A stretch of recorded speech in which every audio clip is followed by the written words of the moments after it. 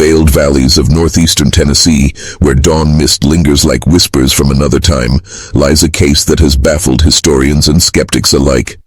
In the autumn of 1836, Reverend Elijah Mercer arrived with his 10-year-old twin daughters, Isabel and Ivy, at the secluded community of Cedar Grove. This hamlet was so cut off from the world that even the most detailed maps of the time rendered it as nothing more than a smudge in the wilderness. What occurred during their brief 3-day visit would be etched forever into the heart of the town's memory. Much of what we know about those unsettling days comes from the detailed journal of Pastor Jonathan Ellis, a modest minister whose handwritten accounts were discovered decades later, hidden beneath the floorboards of the church rectory during restoration work in 1989. His notes painted a picture not only of eerie precision, but of a kind of knowledge that defied natural understanding. The Mercer twins weren't merely insightful, they unveiled hidden truths, disclosed events that predated their births, and described people they had no earthly way of knowing. Each revelation they made proved to be indisputably factual. They didn't just predict futures, they revealed pasts that had been buried in silence. This story isn't for the faint-hearted. It's for those willing to question what reality truly means. If you're intrigued by what lies beyond the veil of the explainable, stay with us, because what began in Cedar Grove might just reflect something much closer to home. Let's be clear, the tale doesn't start with ghosts. It begins with something far more disturbing, the notion that some minds, especially young ones, can access information no science can yet explain. Back in 1836, Tennessee was a place teetering between wilderness and fledgling civilization. Settlements like Cedar Grove were isolated sanctuaries, nestled among the Smoky Mountain foothills, often established by religious separatists fleeing the rigid doctrines of mainstream towns. Founded in 1819 by a handful of devout families, Cedar Grove was home to just under 180 people, all deeply rooted in strict Calvinist beliefs. Their lives orbited around a humble wooden chapel they built themselves from the surrounding forest. Pastor Jonathan Ellis, a scholarly man who'd left a promising clerical position in Nashville for a life of simplicity, was the town's spiritual and historical guardian. He recorded births, deaths, marriages, and spiritual events with a thoroughness that would later become crucial. Reverend Elijah Mercer was a familiar figure to those in the Appalachian circuit. Just 36, but appearing older due to harsh frontier life, Mercer traveled by foot, accompanied by his twin daughters and a worn leather satchel. Inside were only a weathered Bible, a few tokens from his wife, who had died giving birth during a snowstorm, and a leather-bound book of reflections. Isabel and Ivy were identical in looks but opposite in nature. Isabel, born just minutes earlier, was vivacious and outspoken, the kind of child who could light up a room with her smile. Ivy, on the other hand, was introspective and observant, often responding to questions meant for her sister before Isabel even had the chance. Locals found it strange but charming at first. What truly made the Mercers remarkable wasn't Elijah's sermons, though many said his words stirred long-dormant spirits. No, it was what happened after those sermons. Congregations reportedly changed in strange, lasting ways. Rifts healed, secrets unraveled. People swore their lives had shifted after quiet, private talks with the twins. The journey to Cedar Grove had been arduous. Autumn storms had turned forest trails into thick sludge, and Ivy fell ill just 10 miles from there, our destination. Elijah carried her the last few miles in his arms. When they arrived at dusk on November 20th, Pastor Ellis was closing up evening prayer. He later wrote that he was struck not just by the family's weariness, but by something intangible in their eyes, a depth beyond their years. Elijah's coat was threadbare, his boots soaked, and both girls looked pale and drained, but their gazes, wide, alert, and oddly ancient, left him unsettled. That first evening, as the Mercer family shared a simple stew with Ellis and his wife, something peculiar happened. Isabel turned to Mrs. Ellis and asked whether the daisies near the western garden wall had ever recovered from the mildew they caught 2 summers ago. Mrs. Ellis dropped her spoon. No one outside Cedar Grove had known about the mildew. It had ruined her cherished garden. When pressed, Isabel said she had dreamt of flowers while walking into town, and somehow knew that Mrs. Ellis had grown the prettiest ones in the county. Pastor Ellis, meticulous as ever, recorded the exchange in his journal that night. But that event, strange as it was, turned out to be only the beginning. By the next morning, a cold wind howled outside the modest cabin where the Mercers had slept. Pastor Ellis rose early for his morning devotionals, but found Elijah already seated near the dwindling hearth, Bible open but unread. His eyes were distant. "They had dreams again," Elijah murmured when asked what troubled him. "Not the usual ones. These were heavier." Before Ellis could ask more, Isabel stepped into the room, hair tousled from sleep, but her eyes, they burned with something deeper. "Pastor," she said softly, "there's something beneath your chapel's altar, under the third plank. Ivy saw it in her dream. I know why it's there." Pastor Ellis stood frozen, Isabel's words echoing in his mind. The third plank? No one but himself knew what was hidden there. Not his wife, not even God's most trusted deacons. 3 months earlier, Ellis had tucked away a small, dusty bottle of rye wit, ski, wrapped in a faded baby blanket under that very spot. It was his shameful secret, a symbol of weakness he dared not confess aloud. His justification? Keeping temptation visible made it easier to resist, but it wasn't courage. It was fear. "What exactly did you dream, Isabel?" he asked, voice unsteady. Before she could answer, Ivy stepped into the dim firelight, barefoot and silent as snowfall. "The bottle's brown," she said gently. "It's wrapped in the blue cloth you kept from your child." Ellis collapsed into his chair, the strength gone from his legs. The blanket, indeed blue, had once belonged to his son Caleb, who had passed as an infant. The pastor had kept it hidden all these years, hoping to forget, to find peace. But the girls had unearthed it with a single sentence. Reverend Mercer sat quietly through the revelation. His expression was neither surprised nor alarmed, only tired. "It began when they were barely 5, he said. "At first I thought it was children's intuition, sharp senses, nothing more. But over time their dreams turned into something else, something I could no longer explain with reason or prayer." That Sunday morning, the congregation of Cedar Grove gathered for service. Reverend Mercer preached a powerful sermon on the weight of unconfessed sin, a message that seemed routine at first, but what followed was anything but ordinary. As the final hymn ended and people began filing out, Isabel walked straight to a well-respected farmer named Thomas Granger. A pillar of the church, generous in donations, always first to offer help. "Mr. Granger," she said softly, "it's not stealing if you plan to return it, right? That's what Papa says. God forgives the honest heart." Granger's complexion turned ghostly. For months he'd been discreetly skimming coins from the offering plate, intending to repay it once his debts eased. No one knew, not he, then his wife. Yet Isabel had exposed it with gentle, piercing precision. Before he could stammer a reply, Ivy approached the congregation's eldest member, Miss Abigail Rowe, a widow considered the town's moral compass. "Your husband's not dead, is he?" Ivy asked, her voice barely above a whisper. "You told people he passed, but you still read his letters." The elderly woman trembled. Her husband hadn't died in the sawmill accident as she had claimed. He'd run off to Arkansas, leaving her and their children penniless. To preserve her family's honor, she invented his death. Only Ivy, and her dreams, seemed to know the truth. One by one, the twins walked through the pews, softly speaking to stunned townsfolk. They told the town doctor about the patient who had died because of a misdiagnosis he never admitted. They mentioned a hidden child in the Miller family, an intellectually challenged son kept upstairs to avoid gossip.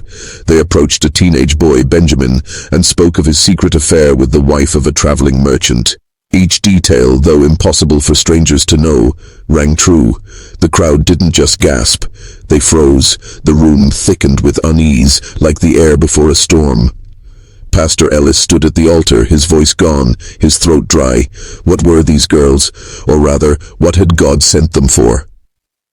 Then Isabel approached the front of the chapel and laid her small hand on the wooden cross carved by the town's founders. "This is holy ground," she said.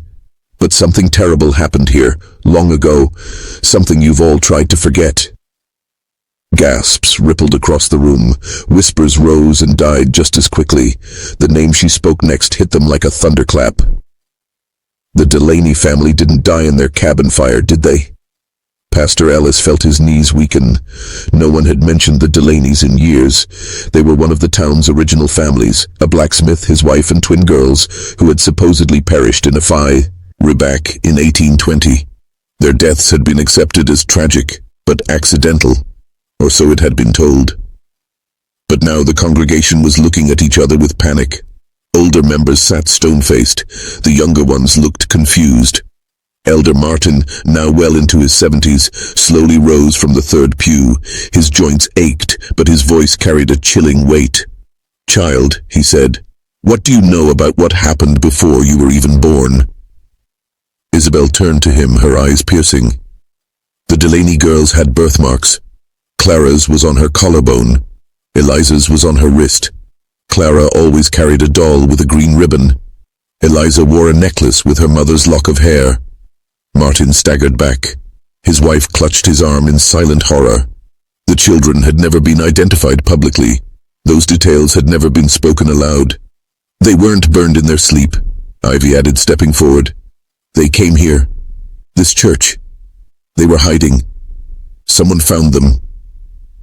At that moment, even the wind outside seemed to pause. The silence inside the chapel grew unbearable. And as the congregation held its collective breath, Pastor Ellis remembered things he'd heard in passing. Conversations that stopped when he entered the room, sideways glances from the elders when certain dates were mentioned, and suddenly, it all started making sense. The air inside the church grew suffocating. Every face in the room turned pale. What had begun as a routine Sunday sermon had transformed into a reckoning, one that no one had expected, and most had hoped would never come. Isabel's words about the Delaney twins had struck something deep, something dark, a truth many thought had been buried forever. Pastor Ellis clutched the pulpit, knuckles white, barely able to breathe. He was watching his entire community unravel at the hands of two children who knew things that had never been recorded, never spoken, and certainly never confessed. Elder Martin stood frozen. His voice cracked as he asked, How could you possibly know all that?" Ivy answered this time. "They show us," she whispered.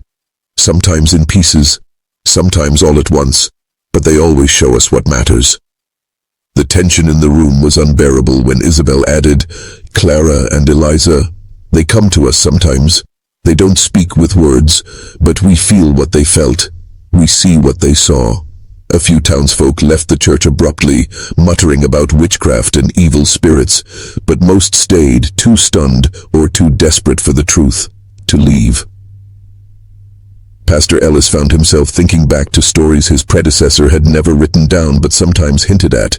A long-forgotten winter, a family that disappeared, and always silence. That silence shattered when Thomas Granger, still shaken from Isabel's earlier accusation, stood abruptly. "This is madness," he cried. "They're making it up. No one could know these things unless they were involved." But even as he said it, his voice betrayed him. He didn't believe his own words, because deep down he knew the truth. Everyone did. The whispering started again. Mrs. Hanley, the church treasurer's widow, mentioned how strange stains once appeared on the chapel floor, stains that wouldn't scrub out no matter how hard they tried. Old Mr. Bell, a quiet man who'd repaired the east wall years ago, recalled finding odd debris in the mortar, splintered wood, and what he'd once thought were animal bones. And then the doctor spoke. Not known for superstition, Dr. Warner was a practical man, but his voice trembled as he said, "When I helped reinforce the church's foundation last spring, we uncovered something. It could have been human bone fragments. I told myself it was nothing." The implication spread like wildfire. If the Delaney family hadn't died in their home, if they'd been killed in the church, then the very floor they prayed on was built over unmarked graves. Reverend Mercer remained silhouetted, watching the crowd with wary understanding. He'd seen this before. His daughter's dreams had torn open secrets in other towns, unearthing guilt that communities had buried under years of routine and righteousness. Finally, Pastor Ellis asked the question everyone feared. "Reverend Mercer, how can they know these things?" The father looked at his daughters with both awe and sorrow. "I ask myself that every day," he said softly. "Their mother, Anna, She had what some called the second sight. But what my girls experience, it's more than that. They dream of places they've never been, people they've never met, things I've never told them, and yet they describe it all like they lived it. He paused. At first I believed it was a blessing, a divine gift meant to heal broken hearts, but now I wonder if it's a burden they were never meant to carry. As he spoke, the twins walked forward and stood together at the front of the church.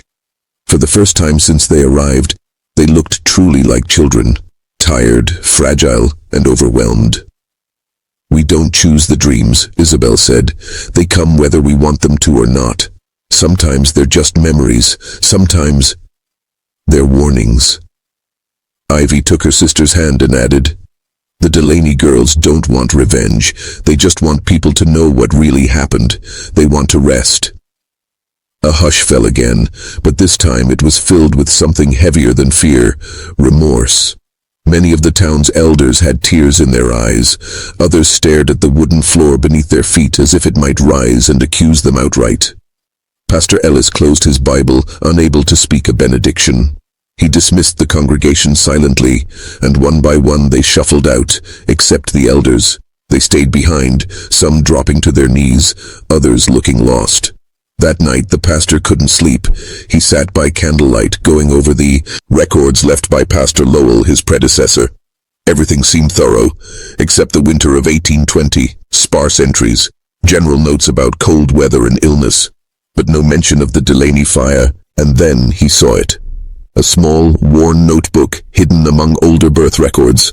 The handwriting was unmistakably Lowell's. Inside were short, fragmented journal entries, and one chilling line that made Ellis's blood run cold. "They came here for refuge, but fear made us do what no godly man should ever do. May God forgive what we've buried." The following morning broke cold and silent over Cedar Grove. Frost clung to window panes and the church bell rang with a hollow echo. Inside his study, Pastor Ellis stared at the old leather journal in his hands. Pastor Lowell's private thoughts, never meant for any eyes but God's, yet now it was the only source that confirmed what the Mercer twins had already revealed. According to Lowell's final entries, the Delaney family hadn't perished in a fire. They had come to the church seeking refuge after Jacob Delaney uncovered something horrific, evidence that certain community leaders had stolen funds intended for new settlers passing through. He had demanded justice. Instead, he was silenced. The twins had spoken of it without ever reading a word. Ivy had even described the exact pattern of the necklace Clara wore, a detail not recorded anywhere. It shook Ellis deeply. Later that morning, as Reverend Mercer packed for their departure, a lone rider approached Cedar Grove from the South Trail. He was a middle-aged man in fine clothes, clearly from the city, with a posture that radiated authority. "I'm Charles Hammond," he introduced himself, "solicitor from Knoxville. I represent the estate of one Ezra Holcomb. We recently uncovered documents suggesting Mr. Holcomb had dealings with this town in the 1820s, land funds, investments, that sort of thing. I'm following a paper trail." Pastor Ellis's hands grew cold. Ezra Holcomb. That name had appeared in Lowell's journal, on a list of men who'd vanished while passing through Cedar Grove. Before Ellis could respond, Isabel quietly entered the room. Her timing, as always, was uncanny. She looked at Hammond and asked, "Was Mr. Holcomb's watch gold, with a blue enamel clasp and a crack across the glass?" Hammond blinked. "Yes. That was noted in a personal letter to his wife. But how did you—" Ivy appeared behind her sister. "The watch is buried behind the church, along with his coin pouch and riding gloves. Mr. Alden put them there after it happened." Hammond turned pale. Pastor Ellis nearly dropped the journal in his hands. Mr. Alden, the former deacon long dead, had indeed disappeared mysteriously after Holcomb's visit. Could the twins know what even the town record kept hidden? Hammond straightened. "I'd like to verify that, now." Within the hour, several townsfolk had gathered. Shovels were fetched. The excavation began behind the church, just as the girls directed. Only 2 feet below the surface they found it. A cracked gold watch with blue enamel, a small bag of old, deteriorated coins. and a pair of gloves, weather-worn but unmistakably preserved. Hammond held the watch in trembling hands. This is exactly as described in the letter. Even the crack in the glass. Gasps filled the air, and then silence. Everyone turned to the girls, who stood watching calmly. But it wasn't over. Ivy looked at Elder Martin. The dreams stopped after the first winter, didn't they? You thought that meant you'd been forgiven. Martin's face crumbled. How do you know about those dreams? Isabel stepped closer. Because they weren't dreams. They were visits. Mr. Holcomb never stopped asking you to tell the truth. The elder dropped to his knees, burying his face in his hands.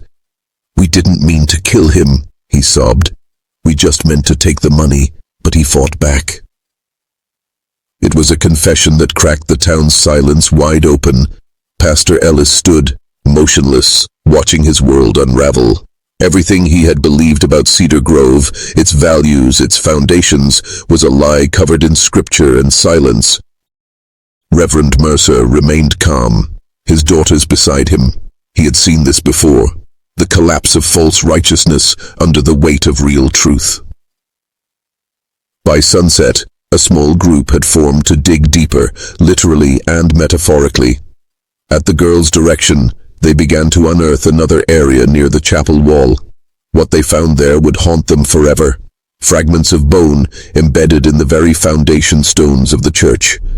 Someone vomited, someone else fainted. But Pastor Ellis only stared at the remains, his lips whispering scripture in a voice no longer steady. These were the same walls he had prayed against, the same foundation he had anointed with oil, and beneath it had lain the very evidence of a murder he never knew existed. That night, he didn't sleep. He walked the chapel alone, the candle flickering against cold stone. Eventually, he looked heavenward. Lord, he whispered, have I been preaching from a pulpit built on blood? By dawn, word had spread beyond Cedar Grove.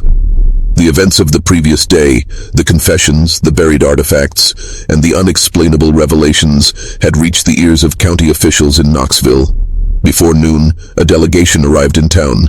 The county sheriff, a judge known for his sharp tongue and sharper memory, and 2 federal marshals who had long been investigating disappearances along the southern trails.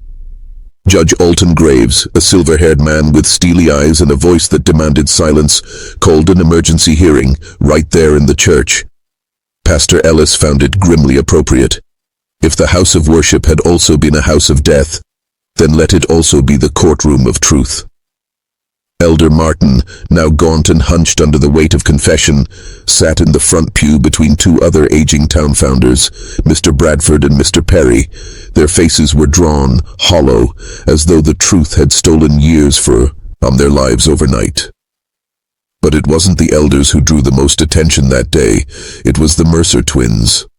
Judge Graves had been skeptical until he saw the gold watch, the documents, and the precise excavation site. Now, he looked at the girls with a mix of curiosity and caution. Miss Isabel Mercer, he said, his voice echoing through the wooden rafters, how did you know where Mr. Holcomb's belongings were buried? Isabel stood in the witness area, her hands folded neatly, her voice calm. Eliza Delaney showed me, in a dream. She said Ezra wasn't the only one. And you, Miss Ivy? Ivy's reply was soft. We don't guess, we see, we feel.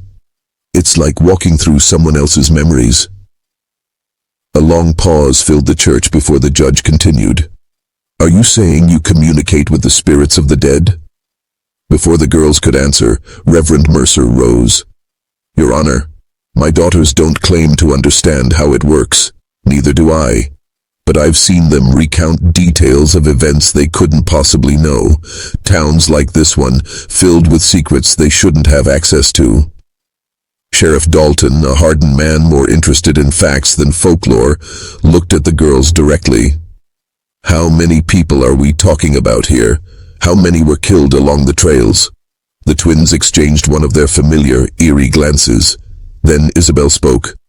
13 men, over 4 winters, all traveling alone, all carrying money or goods.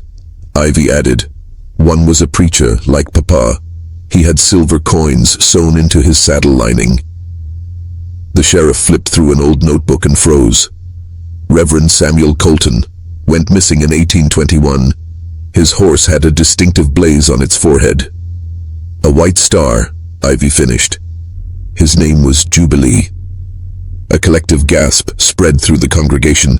Pastor Ellis felt the room tilt, as if the building itself could no longer hold the weight of its history.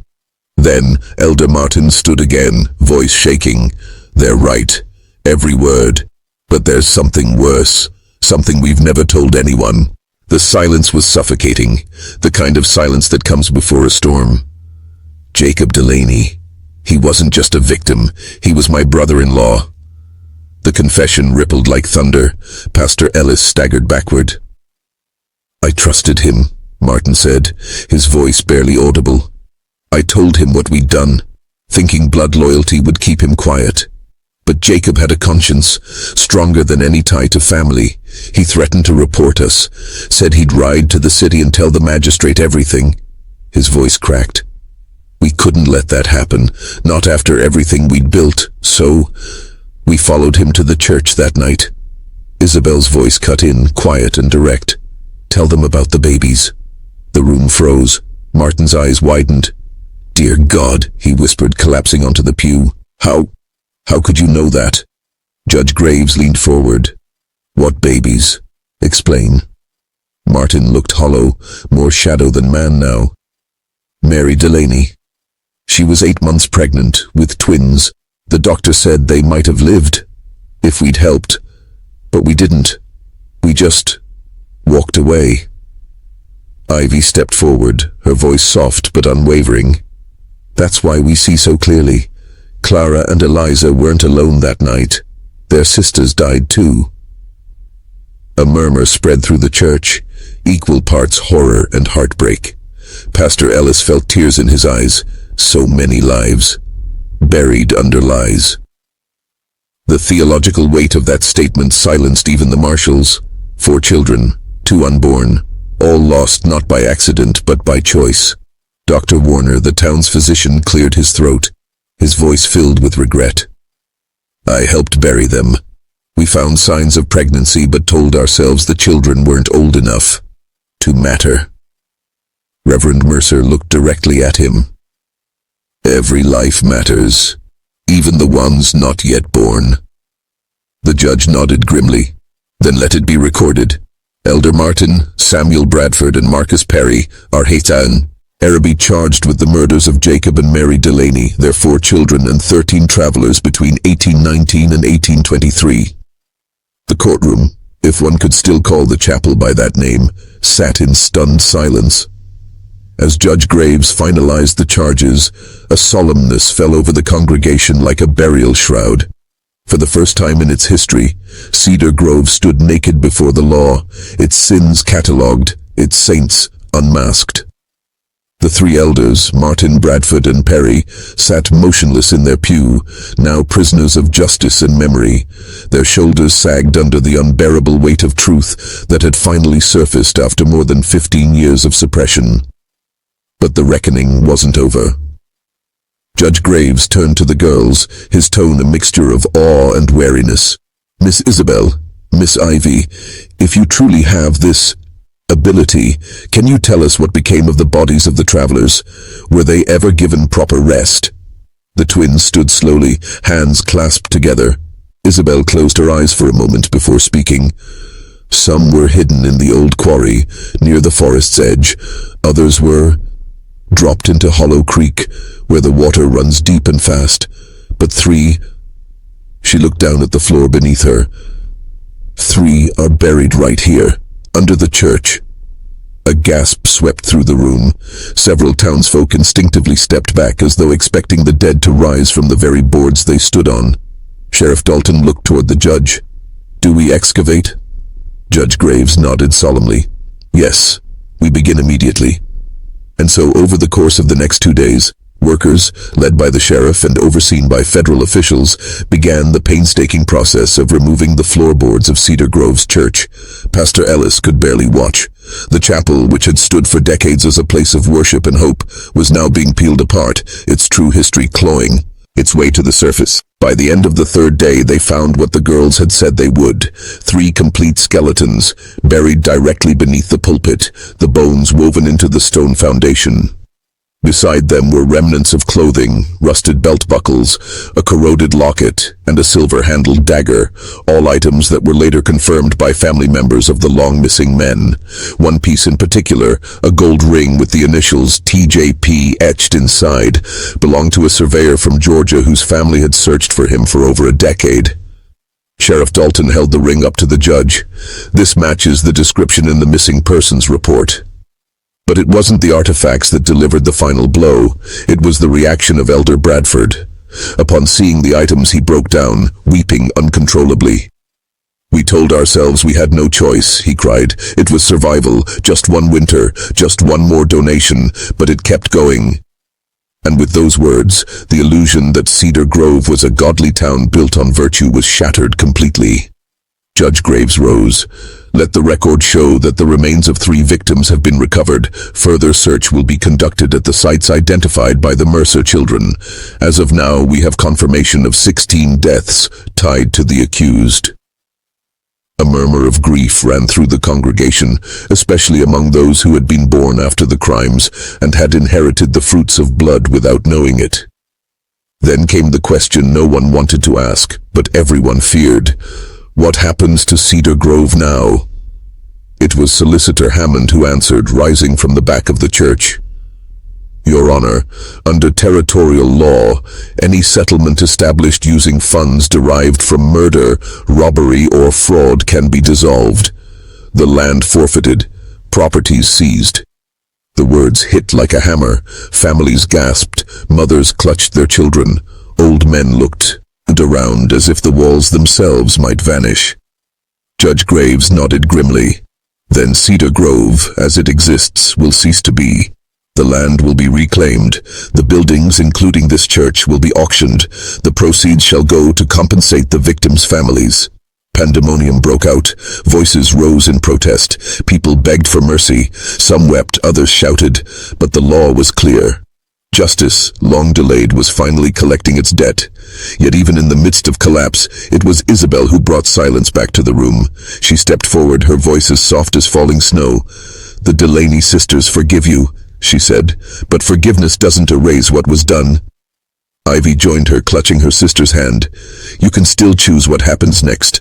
You can carry this pain and let it change you, or you can bury it again and wait for someone else to dig it back up."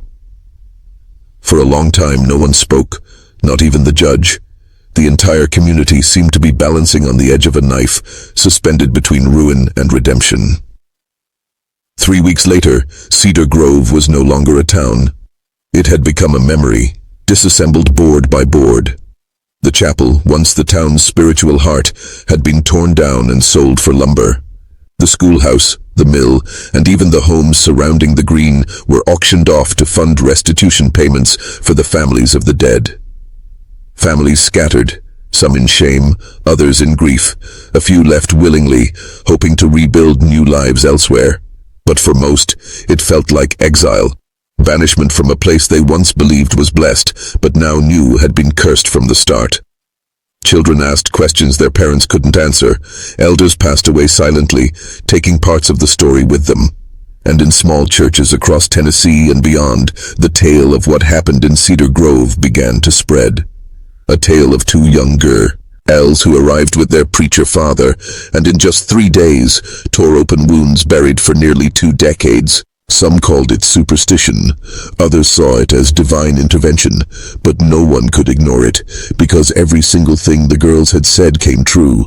Every name, every object, every accusation, they were all verified, piece by piece. The Morrison family didn't stay long after the court rulings. Once the final excavation confirmed the last set of remains and the final statement from the judge was read, Reverend Mercer gathered his daughters and prepared to leave. Pastor Ellis, now hollow-eyed and aged by the ordeal, approached him on their last morning.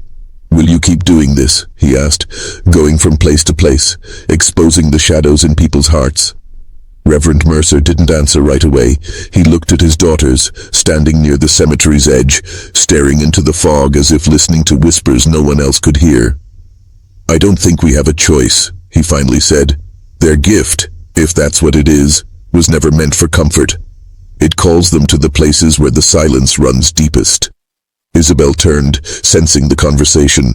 "Papa," she said, "the voices here are quiet now. Hope and Grace can rest." Ivy nodded beside her. "But we'll hear more, won't we?" Her father knelt between them, eyes filled with tired tenderness. "Probably," he whispered. "But whatever comes, we'll face it together." They left Cedar Grove just after sunrise, walking the same trail they had entered on, weathered, weary, but strangely at peace. Behind them, a town mourned not just its sins, but the illusion of purity it had clung to for too long. Some years later, whispers of the Morrison twins continued to spread.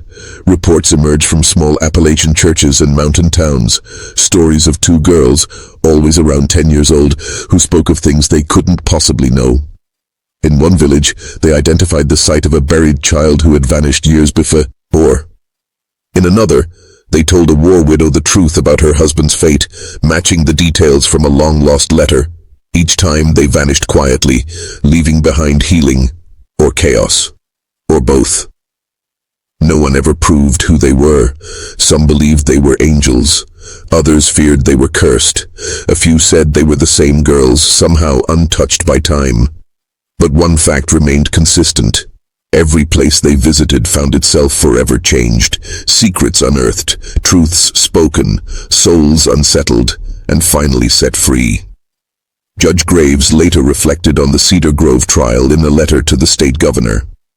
"This case," he wrote, "forces us to ask whether truth must always come from tangible evidence, or if it sometimes speaks through the innocent, those not burdened by compromise or fear. Whatever the explanation, justice found its way through two children who should have known nothing, and yet knew everything." Pastor Ellis eventually settled in another town, where he spent the rest of his life working quietly with orphaned children and widows. He never spoke publicly about Cedar Grove again, but every Sunday, as he stood behind the pulpit of his new church, he would glance down, perhaps remembering the hidden bones that once lay beneath his feet. 10 years after Cedar Grove fell to silence, few dared speak its name aloud. The once bustling hamlet had become a ghost, its land repurposed, its buildings scattered, and its legacy reduced to rumors passed in hushed voices. But among the whispers, one story always resurfaced, the story of two young girls who saw what others couldn't or wouldn't. One such retelling took place at a countryside inn in North Carolina, where a traveling historian named Lydia Bennett sat across from an elderly woman wrapped in a heavy knit shawl. They spoke over black tea and flickering candlelight as thunder rumbled far off into the distance. "You're talking about the preacher's daughters," the old woman said, her voice thin but steady. "They came through here once, didn't stay long, but when they left, our whole town was different."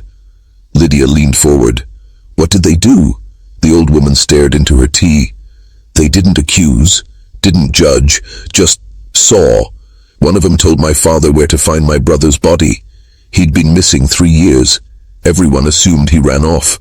Turns out he drowned in the well. Accident, most likely. She described the very stone he tripped on.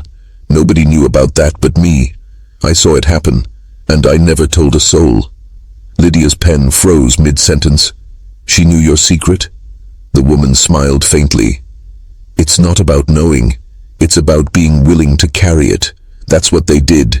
They carried what others couldn't."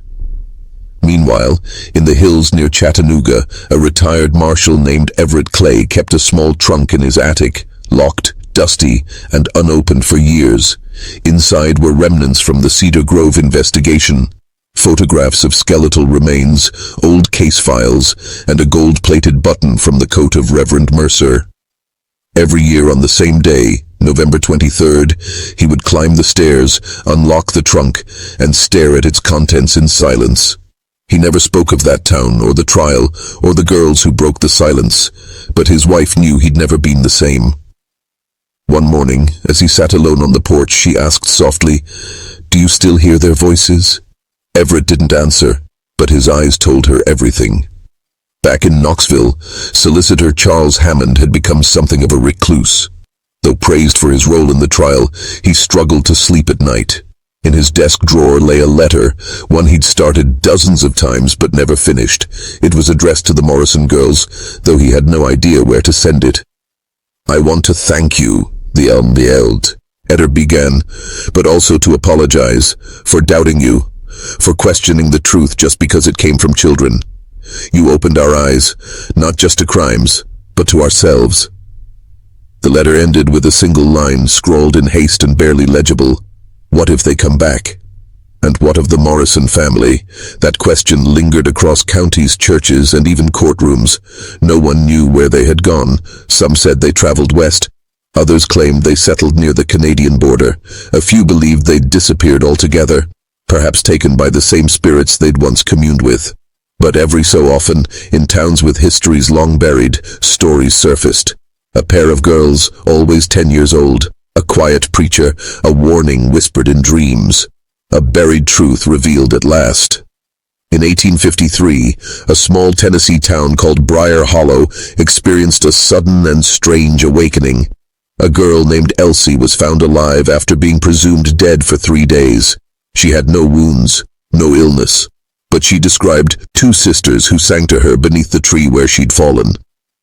No one believed her, until they dug near the base of that same tree and uncovered a rusted locket belonging to a girl who had vanished in 1822. Inside the locket, 2 hand-drawn portraits, identical girls, smiling. That same year, Pastor Ellis's former church, now abandoned and taken over by wild vines, burned to the ground in a lightning storm. Local legends claimed it was divine retribution. Others said it was cleansing. No one rebuilt it. No one dared. One last account, perhaps the most haunting, came from a young boy named Micah, who claimed that the twins visited him in his dreams. "They don't talk," he said to his mother. "They just hold hands and watch, like they're waiting for something." "What are they waiting for?" she asked. Micah blinked, thoughtful. "For people to listen." In the fall of 1857, a young seminary student named Caleb Rourke discovered an old leather-bound journal in a used bookstore just outside Lexington. Its pages were yellowed, the ink faded, but the handwriting was strong and deliberate. Across the first page was a name, Jonathan Ellis. Caleb didn't recognize it at first, but as he read, page after page, he became obsessed. The journal chronicled the fall of a town called Cedar Grove, the trial of its founders, and the presence of 2 mysterious girls who had known things no one else could possibly know. Caleb's mentor, Professor Aldridge, was skeptical. "Sounds like ghost tales wrapped in fire and brimstone folklore," he said. But Caleb felt different. The journal didn't read like fiction. It read like burden, heavy, precise, human. He spent the next 2 years searching through archives, census records, and land deeds. He discovered the trial had indeed occurred. The land had been forfeited. The town's name had been erased from most maps by the 1860s. But the twins left no trace. In his final year at seminary, Caleb traveled to eastern Tennessee. He visited the land where Cedar Grove once stood, now wild with overgrowth and silence. Trees wrapped around remnants of old foundations, and moss covered what little remained of the chapel stones. There, at the edge of the clearing, he saw 2 stone markers. Simple, unmarked. Fresh flowers rested between them, despite no home or village for miles. He bent down, touched one of the stones, and whispered, "Were you ever real?" The wind picked up, swirling the autumn leaves. For a moment he swore he heard laughter. Soft, distant, like 2 children playing in the woods. Back in Knoxville, a quiet old man named Reverend Mercer sat in the sunlit corner of a small cottage. His beard had gone white, his hands trembled, and he hadn't preached in years. But every morning, without fail, he opened his Bible to the same passage, Isaiah 30:20-21. "Though the Lord give you the bread of adversity and the water of affliction, your eyes shall see your teachers." A photograph sat by his side, faded and cracked. 2 girls, identical, smiling, holding hands near a riverbank. A young nurse once asked him, "Are these your daughters?" He nodded slowly. They were more than that. "Where are they now?" she asked. He stared out the window. "Where they need to be." As years passed, legends of the twins were absorbed into Southern folklore. Campfire stories, ghost tales, Sunday sermons. Some portrayed them as messengers of God, others as cursed seers, but the core of the story never changed. Two girls, one gift, the truth revealed. In 1881, an elderly woman named Abigail Rowe, who had been just a child during the original events, donated a collection of letters to a university archive in Georgia. Among them was a letter she had never sent, addressed to Isabel and Ivy. "I was afraid of you, but now I thank you. You helped me become honest even when it hurt. I live with the truth now, and it is heavy but clean." That same year, in a mining town in West Virginia, a cave-in left 5 workers trapped underground. After 3 days of silence, 2 young girls arrived with their grandfather, claiming to know a safe path through a nearby tunnel shaft. Desperate, the foreman allowed it. They found all 5 men alive. The girls left without giving their names, but witnesses later described them. Identical twins, no older than 10, one more talkative than the other, both with dark eyes that seemed far too old for their faces. Professor Caleb Rourke eventually published his findings, but the academic community dismissed them as folklore with embellished historical context. Interesting but unverifiable, one reviewer wrote. Still, his book circulated among preachers, poets, and even psychologists intrigued by memory, trauma, and collective guilt. Some called it a case study in inherited sin. Others called it divine justice. In a rare interview before his death, Caleb was asked if he ever truly believed the twins existed. He smiled. "We ask that question because we're afraid of the answer," he said. "Because if they did exist, then maybe the truth really does have a voice, and maybe it doesn't care how old you are before it chooses you to speak. They say time buries everything, that it softens edges, dims colors, silences names, but some stories resist the dirt. They refuse to rot. They stay, haunting those who remember, and finding their way to those who try to forget."